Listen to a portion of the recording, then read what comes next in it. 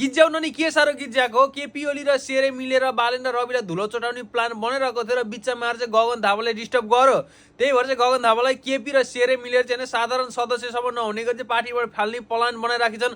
अब गगनेको चाहिँ के होला, गगनेको त अब करियरै सक्यो, त्यसलाई 12 चरण जब पनि कसैले दिएन त्यसले त 12 नि चोरा खाइदिन्छ भन्ने सबैलाई डर छ भने कति साह्रो जिस्याउँछन् यार, कति साह्रो गिज्याको। तिमीहरूले चिनेको छैन गगन सर भनेको? गगन सर भनेको कीर्तिपुरको डाँडामा एउटा कुर्सी लगेर हातमा मोबाइल र टाउकोमा ल्यापटप राखेर हैन महिनाको 4 लाख कमाउने मान्छे हो। अनि तिमीहरूले के सोचेर चाहिँ गिज्याको, के सोचेर चाहिँ जिस्याको भनेको? देशको लागि त्यस्तो राम्रो काम गर्दै आइरहेको थियो पहिला, बिचमा यसो अलिकति संगत बिग्रेर अलिकति मति बिग्रेर मात्र नराम्रो मान्छे भएको हो क्या, नभए पहिला युवा नेता त खतरनाक हो भन्ने तिमीहरूलाई पनि थाहा छ, हामीलाई पनि थाहा छ।